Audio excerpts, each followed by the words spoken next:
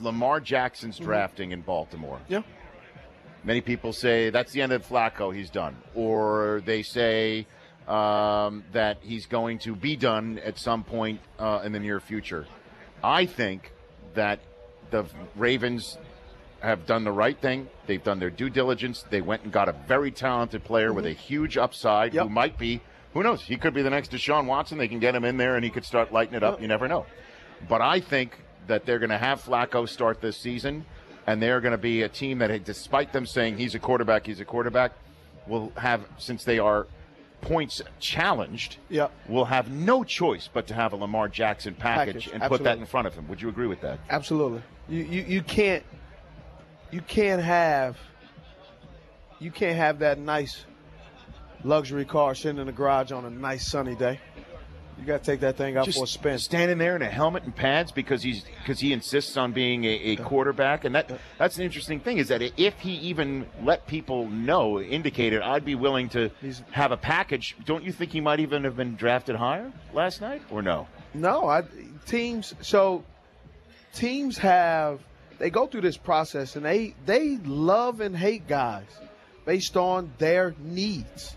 And sometimes people don't understand. Best available and the need gets fickle in the draft.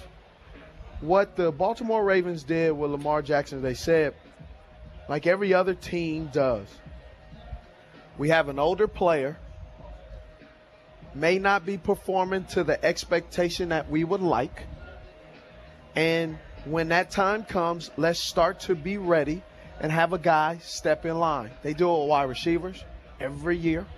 They do it with linebackers. They do it with guards and tackles, running backs, tight ends. I can go through a plethora. I can go through all 22 positions. They do it every year. We have 7 rounds. They're not just – teams don't pick just one need and then they just kind of, randomly. It's all strategic. You know, there's the bad teams that play checkers. The great teams continuously play chess year in and year out.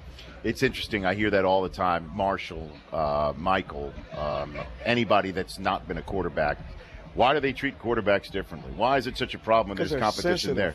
So what do you think Flacco's thinking this morning, knowing him as well as you do? Well, he's not. His facial expression is not going to change because he's cool. He's cool with Joe. Right. But I mean, the temples. He understands what's at stake, and that whole organization understands what's at stake because they are not. This is an organization before a couple of years ago. They were making the playoffs every year. They were in the hunt. They were being considered a team that you need to be concerned about. Now they are not that team anymore. Pittsburgh has become that team. New England is that team. Now the question is, who is that next team? Looks like Minnesota. Just all these different teams are starting to present themselves as viable playoff potential teams. And the Baltimore Ravens have slid, and they want to get back there. What I believe is interesting is what I tried to talk about last night is Eric DeCosta is becoming a GM, a new set of eyes. When a new head coach comes in, you can guarantee that he brings in his guys for his philosophy, what he wants. And that's what Eric is going to do. He's going to bring in a guy that sets him up, Ozzie, and sets Ozzie up to do well, but also Eric to have success to moving forward as the GM. You don't just say, hey, you don't take your ball and run, right? You leave it. You get a new tube and, wash off the sports court and do it up and make sure that you are setting it up for the next guy to be successful. Do you think there's any chance, Steve Smith, that Lamar Jackson, when placed with a 10-play package where he's in shotgun and does an RPO or where he's out wide, that he looks at that and says, I'm a quarterback, no thanks? Do you think there's any chance of that happening? I think it depends on the play. I've had plays where they've asked me in multiple teams, multiple offense coordinators, and they say, hey, we want you to line up at running back. For what? I'm a wideout. Throw me the ball. Yeah, don't line me up at – But you're Steve Smith. Yeah, though. But I'm just telling you, him not running a 40 says, look, I'm a quarterback. I don't want you to know how fast I am. because then you're going to get the idea of putting me in a position that I don't want to play. Understand, but I mean, we just agreed that they need to have. You can't have a Ferrari in the garage, as you said, on a nice sunny day. So, but you don't put that Ferrari in a NASCAR race either, right? So what do? You put him in a because you let him play quarterback.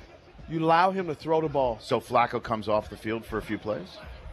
Hey, that's where the business aspect comes. Are you going to be a team player? That's just part of the gig, man. That's part of the gig. The Rich Eisen Show, weekdays at noon Eastern on Audience.